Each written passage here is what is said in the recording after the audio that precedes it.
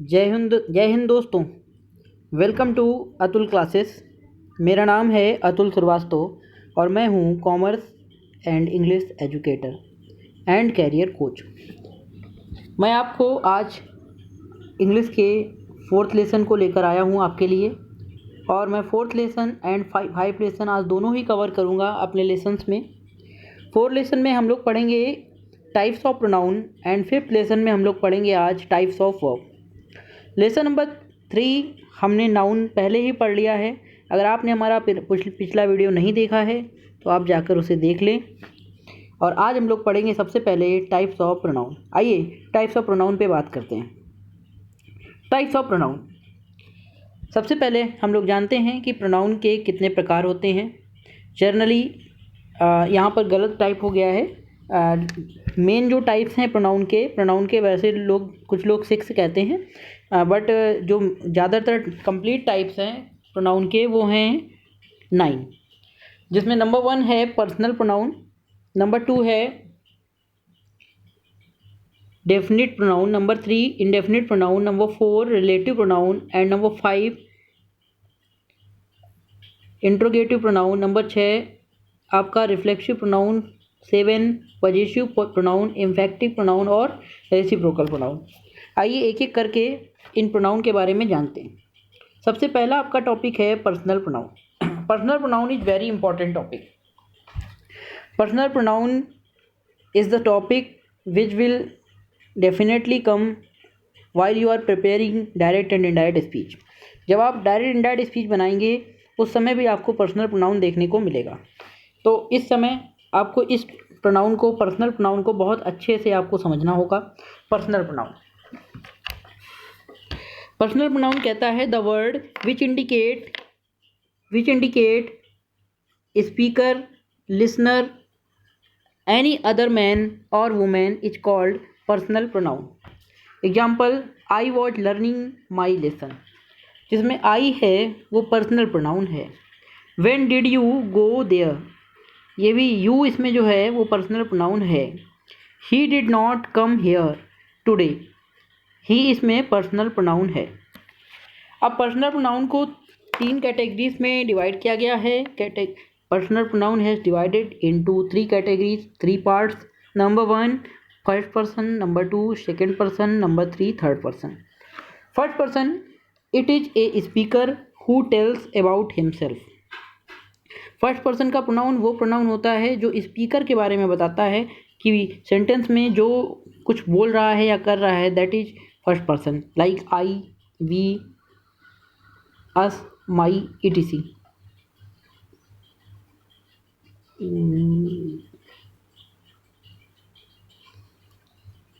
And second person, it is listener, जो आपकी बात को सुनता है वो सेकेंड पर्सन होता है, यू, योर, etc. और थर्ड पर्सन है आपका it is a centre man about him talking is going on. ये ऐसा पर्सन होता है जिसके बारे में बात हो रही होती है जनरली, तो ये थर्ड पर्सन होता है, जैसे he, she, it, them, etc. आइए इसके आगे जानते हैं पर्सनल प्रोनाउन की category. There are 3 case in personal pronoun which are given below. Case का मीन्स हिंदी में कारक होता है, तो 3 कारकों में प्रोनाउन को डिवाइड किया गया है generally.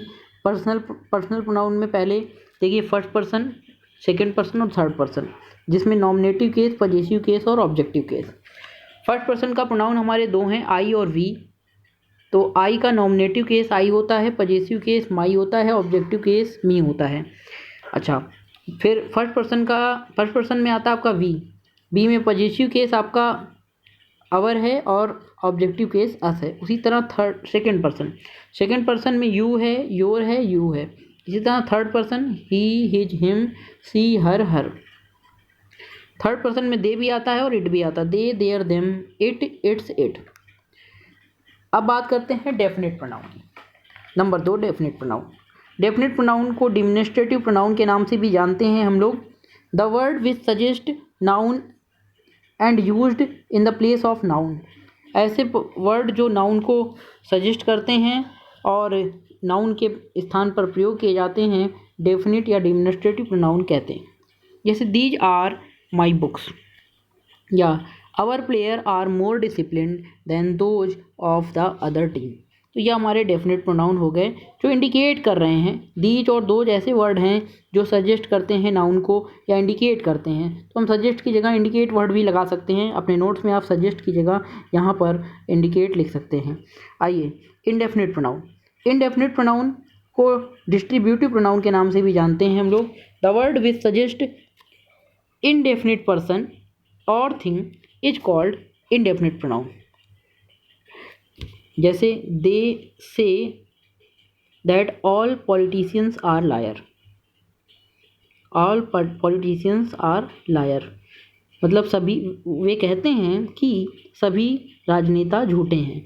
everyone wants to see that film और none of them could swim across। तो they, everyone और none of them, ये जो तीन वर्ड हैं ये हमारे indefinite pronoun हैं, क्योंकि they को हम definite, कुछ निश्चित तो है नहीं, indefinite का मतलब जो निश्चित ना हो, अनिश्चित हो। they में हम किसे डिसाइड करेंगे, किसी को नहीं बता सकते। everyone में किसको बता सकते हैं, किसी को नहीं, सब लोग उसमें शामिल हैं। और none में भी कोई नहीं शामिल है। तो हम जब कोई चीज़ डेफिनेट नहीं होगी, निश्चित नहीं होगी, तो अनिश्चित प्रोनाउन होगा, तो अनिश्चयवाचक सर्वनाम होगा। आइए अगला प्रोनाउन हमारा है रिलेटिव प्रोनाउन। रिलेटिव प्रोनाउन, इसको हम लोग एक्सक्लेमेटरी प्रोनाउन के नाम से भी जान सकते हैं। It presents relation with that noun which comes before the pronoun. This is the girl whom I met in the school. यही वो लड़की है जिससे मैं स्कूल में मिली। तो इसमें हु जो है, whom जो है, whom एक रिलेशनशिप इस्टेब्लिश कर रहा है। This is the girl, girl का रिलेशनशिप आई से इस्टेब्लिश कर रहा है whom। तो whom हमारा रिलेटिव प्रोनाउन हो गया। This is the car which my father has given. Car का रिलेशनशिप फादर ने जो दिया है उससे विच वर्ड इंडिकेट कर रहा है या रिलेट कर रहा है, इसलिए विच हमारा हो गया कौन सा प्रोनाउन, रिलेटिव प्रोनाउन। अगला है interrogative pronoun. The word which is used in the starting of the sentence as a question is called interrogative pronoun. ऐसा शब्द जो क्वेश्चन वर्ड से शुरू होता है और क्वेश्चन वर्ड के तुरंत बाद हेल्पिंग वर्ब आती हो फिर सब्जेक्ट आता हो। ऐसा ना हो कि क्वेश्चन वर्ड के तुरंत बाद सब्जेक्ट आता हो फिर हेल्पिंग वर्ब आती हो। ऐसा होगा तो वो इंट्रोगेटिव प्रोनाउन नहीं होगा, तो वो कंजक्शन का वर्क करेगा। लेकिन अगर इंट्रोगेटिव प्रोनाउन हो रहा है तो शर्त ये होनी चाहिए कि क्वेश्चन वर्ड के बाद हेल्पिंग वर्ब और हेल्पिंग वर्ब के बाद सब्जेक्ट होना चाहिए, फिर मेन वर्ब होनी चाहिए। तो जैसा कि आप यहाँ देख रहे हैं, whom did he marry, तो whom के बाद क्या आपको दिख रहा है यहाँ पर, हेल्पिंग वर्ब, और फिर जो है सब्जेक्ट है। उसी तरह व्हाट डू यू वांट या who is knocking at the door, तो ये तीनों ही वर्ड हमारे इंट्रोगेटिव वर्ड हैं, इसीलिए ये इंट्रोगेटिव प्रोनाउन है। लेकिन इन वर्ड्स के बगल में हेल्पिंग वर्ब होना जरूरी है। आइए रिफ्लेक्सिव प्रोनाउन।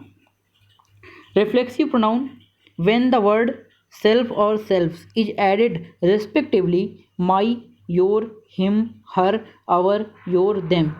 जब इन शब्दों के साथ my, your, him, her, our, your, इनके साथ सेल्फ या सेल्फ शब्द लग जाता है, myself, yourself, himself, herself, ourself, तो ये कहलाते हैं रिफ्लेक्सिव प्रोनाउन। जैसे आई हेल्प्ड माई सेल्फ, तो माई सेल्फ कौन सा प्रोनाउन हो गया, फटाफट से बताइए, reflexive pronoun. They helped themselves, themselves कौन सा प्रोनाउन हो गया, रिफ्लेक्सिव प्रोनाउन। इसके बाद 7 नंबर पे आइए। 7 नंबर कह रहा है possessive pronoun. Possessive pronoun mine, our, yours, his, her, theirs, जितने भी ऐसे वर्ड आ जाएं ये सब पजेसिव प्रोनाउन हैं, ये आपको याद रखना है। इम्फेक्टिव प्रोनाउन या एम्फेसाइजिंग प्रोनाउन, जिसमें अगर अकेले कहीं myself, ourself, yourself जब किसी कर्ता या कर्म पर दबाव बनाया जाता है तो, और ऐसे वर्ड्स के साथ दबाव बनाया जाता है, myself, ourself, yourself, himself, herself, itself, themself, oneself, तो ऐसे वर्ड हमारे एम्फेटिक प्रोनाउन बन जाते हैं। और आखिरी है रेसिप्रोकल प्रोनाउन। रेसिप्रोकल प्रोनाउन मतलब जहाँ एक दूसरे के प्रति भाव उत्पन्न हो वहाँ पर रेसिप्रोकल प्रोनाउन होता है। जैसे ईच अदर, आपस में, वन एनदर, ये भी वर्ड प्रोनाउन हैं और इसमें ईच अदर का मतलब आपस में, वन अनदर का मतलब आपस, लेकिन ये भी एक प्रोनाउन है। तो इस तरह से हमने आज सीखा प्रोनाउन के टाइप्स। ये हमारा लेसन नंबर 4 कंप्लीट हो गया है। अब हम लोग लेसन नंबर 5, जो कि वेरी वेरी इंपॉर्टेंट है, इंग्लिश का सबसे इम्पॉर्टेंट लेसन है lesson number 5।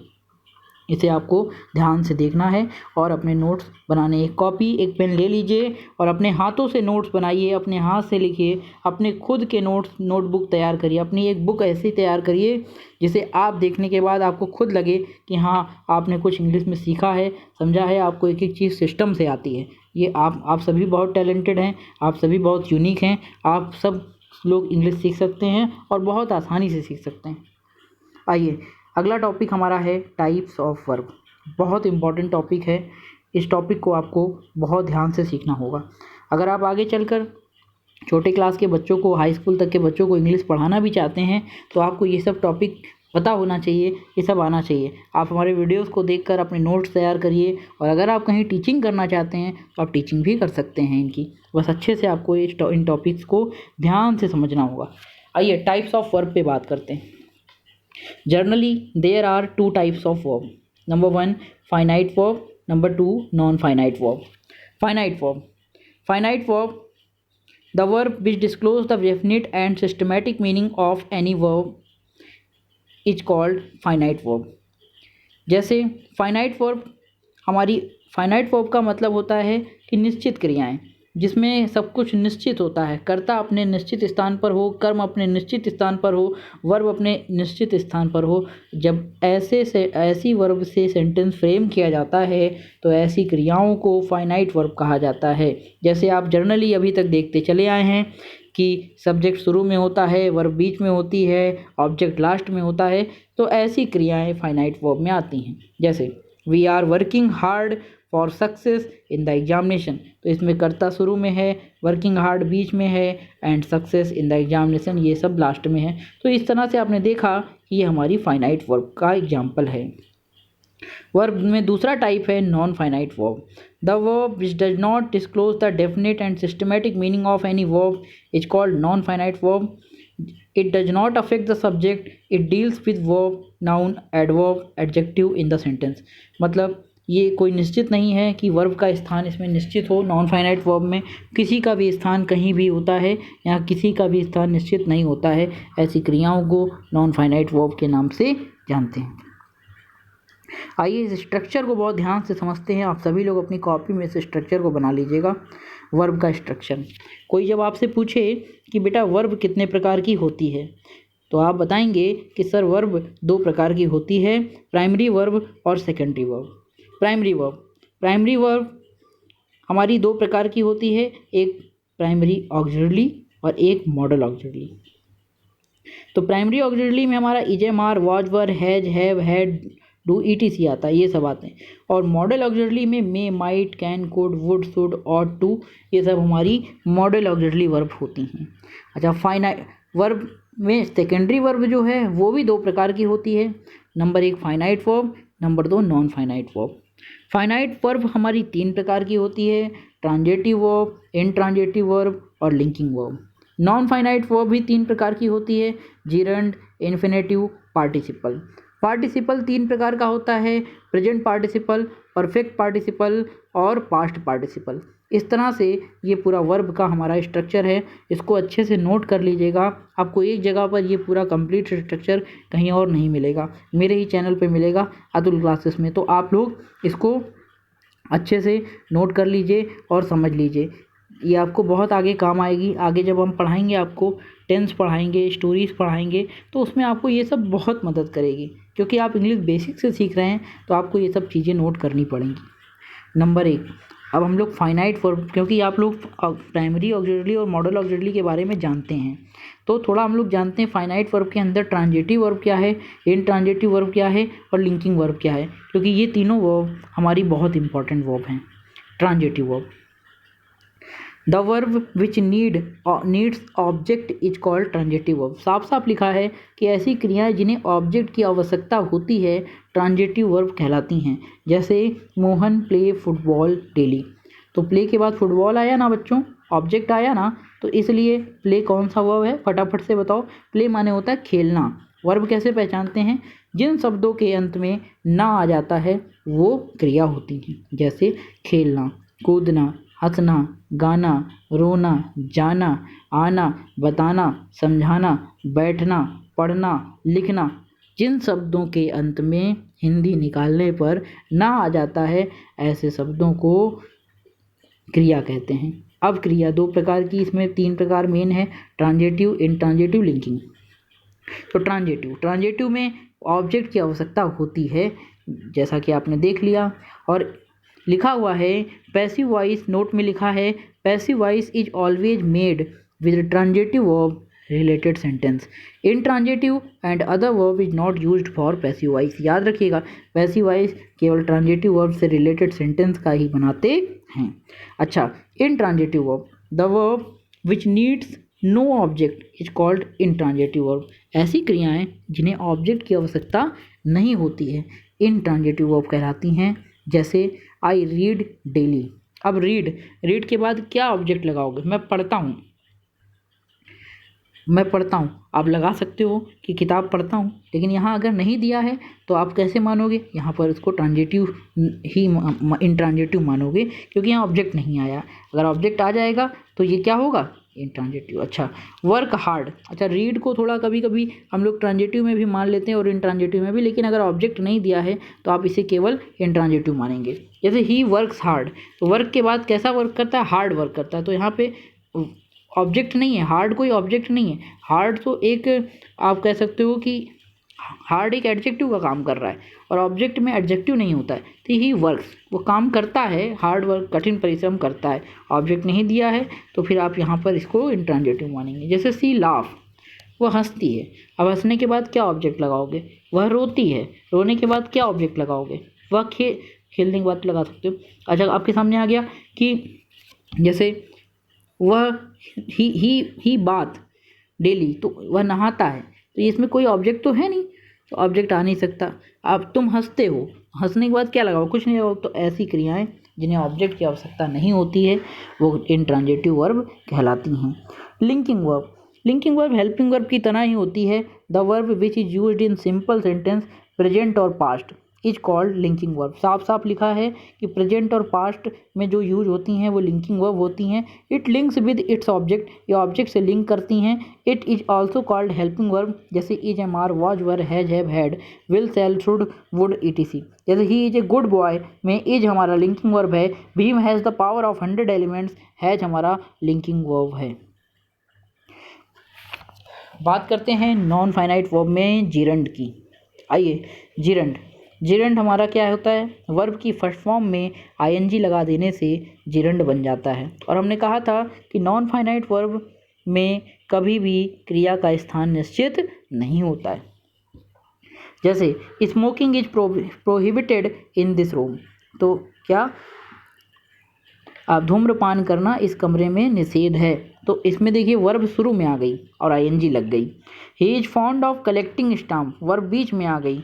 He made omelette in a frying pan, verb last में लगभग आ गई। और आई टॉट हर स्विमिंग, यहाँ वर्ब पूरी तरह लास्ट में आ गई। तो नॉन फाइनाइट वर्ब में एग्जाम्पल ही होता है कि क्रिया का स्थान निश्चित नहीं होता है, जिसमें नॉन फाइनाइट वर्ब का सबसे पहला टाइप है जीरंड। और जीरंड में हम पहचानने का तरीका है कि वर्ब की फर्स्ट फॉर्म में आईएनजी लगा देने से जीरंड बन जाता है। जीरंड के हिंदी अनुवाद से यह ज्ञात होता है कि वर्ब के अंत में ना, नी, ने या के का आदि लगाकर बनते हैं। अच्छा, इन्फिनेटिव क्या होता है, वर्ब की फर्स्ट फॉर्म से पहले टू लगा देने से इन्फिनेटिव बन जाता है। जैसे I want to see this film, तो टू सी जो आया है इसमें टू सी, ये टू सी हमारा क्या है, इन्फिनेटिव है। To see bad things is bad, तो टू सी इसमें भी आ गया है। इसी तरह to go there is dangerous, to go आ गया है, तो ये भी हमारी जीरंड इन्फिनेटिव है। अब हम लोग तीसरा टाइप नॉन फाइनाइट वर्ब की बात करते हैं, पार्टिसिपल। बच्चों, पार्टिसिपल में पार्टिसिपल तीन होते हैं, present participle, past participle, perfect participle. तो पार्टिसिपल, सबसे पहले पार्टिसिपल क्या है, participle is made with verbs, it is called verbal adjective also, it does the work of adjective in the sentence. ये एडजेक्टिव का काम करते हैं और पार्टिसिपल कहलाते हैं। There are 3 types of participle. Present participle. Present participle कैसे पहचानेंगे आप? जिस पार्टिसिपल से कार्य का जारी रहना प्रकट हो उसे प्रेजेंट पार्टिसिपल कहते हैं। यह वर्ब की फर्स्ट फॉर्म प्लस आईएनजी से बनता है, जैसे वॉकिंग, राइटिंग, गोइंग, etc। जैसे और एडजेक्टिव का काम करते हैं, जैसे बार्किंग डॉग सेल्डम बाइट्स। जैसे बार्किंग डॉग सेल्डम बाइट्स का मतलब है कि गरजते बादल बरसते नहीं, या भौंकने वाले कुत्ते कम काटते हैं, ऐसा भी हम लोग कह सकते हैं। ए रोलिंग स्टोन गैदर्स नो मास, मतलब लोटा लुढ़कते लुढ़कते लुढ़क गया। तो ये क्या है? Rolling stone. आपका ये भी हमारा प्रेजेंट पार्टिसिपल में आता है, क्योंकि ये कंटिन्यूअस काम हो रहा है, कार्य का जारी रहना यहाँ पे बता रहा है। I saw him running after dog, मैंने उसे कुत्ते की तरफ दौड़ते हुए देखा। तो ये क्या है? ये भी हमारा क्या है? Present participle. जैसे did you leave the tap running, तो रनिंग क्या है? Present participle. Number 2, past participle. Past participle में जिस पार्टिसिपल से कार्य का समाप्त होना प्रकट हो उसे पास्ट पार्टिसिपल कहते हैं। इनमें वर्ब की थर्ड फॉर्म का प्रयोग होता है, जैसे, और वर्ब की थर्ड फॉर्म यहाँ एडजेक्टिव का काम करती है, ये भी बात आप याद रखेंगे। जैसे broken, bounded, lost. The bounded soldier, तो सोल्जर का एडजेक्टिव क्या है? वाउंडेड, घायल सोल्जर, घायल सैनिक। डाइड अवे, मर गया है। I found my lost purse, purse कैसी थी? लॉस्ट, तो पर्स के एडजेक्टिव लॉस्ट। एडजेक्टिव की वर्ब की थर्ड फॉर्म को एडजेक्टिव का रूप ले लेती है, वर्ब की थर्ड फॉर्म एडजेक्टिव का रूप ले लेती है, और ये एडजेक्टिव का काम करती है, किसी नाउन से पहले रखी जाती है। तो ऐसे सेंटेंस पास्ट पार्टिसिपल कहलाते हैं। अच्छा, अब बात करते हैं परफेक्ट पार्टिसिपल। जो पार्टिसिपल एक कार्य के समाप्त होने के बाद दूसरे कार्य के शुरू होने का बोध कराए उसे परफेक्ट पार्टिसिपल कहते हैं। जैसे खाना खाने के बाद मैं स्कूल गया, यहाँ दोनों काम एक साथ नहीं हो सकता था बच्चों। तो खाना खाने के बाद मैं स्कूल गया, तो ऐसी जगह पर हमारा परफेक्ट पार्टिसिपल होता है। कौन सा पार्टिसिपल होता है? Perfect participle. जैसे having eaten the food I went to school, और ये ऐसे पार्टिसिपल हैविंग से बनते हैं। जैसे having written the letter I posted, या having been failed she became sad. तो इस तरह से हमने देखा कि हमारे पार्टिसिपल भी कंप्लीट हो गए। आज हमने सीखा प्रोनाउन के टाइप्स और वर्ब के टाइप्स। अच्छे से आप इसको समझ लीजिएगा, पढ़ लीजिएगा। कोई भी प्रॉब्लम हो तो कमेंट बॉक्स में आप लिखिएगा। कोई चीज़ आपको ना समझ में आई हो तो आप कमेंट बॉक्स में अपनी क्वेरी लिखिएगा। मैं उसका आंसर आपको नेक्स्ट वीडियो में या कमेंट में भी देने की कोशिश करूँगा। चलिए दोस्तों, सब्सक्राइब कर लीजिए मेरे चैनल को और बेल आइकन को प्रेस कर दीजिए इसी तरह के कंटिन्यूअस नोटिफिकेशन पाने के लिए, और लाइक कर दीजिए। अधिक से अधिक लाइक और शेयर करिए, अधिक से अधिक लोगों का भला हो सके, इसलिए मैंने ये वीडियो बनाना शुरू किया है। बहुत से बच्चे ऐसे हैं जो गाँव में रहते हैं, उनके पास वो सुविधाएँ नहीं हैं, कोचिंग्स वगैरह नहीं हैं, और वो इंग्लिश को सीखना चाहते हैं, इंग्लिश ग्रामर को सीख कर अच्छे से इंग्लिश में अच्छे नंबर पाना चाहते हैं। तो उनके लिए ये विशेष वीडियो बन रहे हैं। आप अधिक से अधिक लोगों तक इन वीडियो को पहुंचाने का काम करें, ताकि अधिक से अधिक बच्चे इससे लाभ उठा सकें और हमारे चैनल को सब्सक्राइब कर लें। नमस्कार, थैंक यू वेरी मच।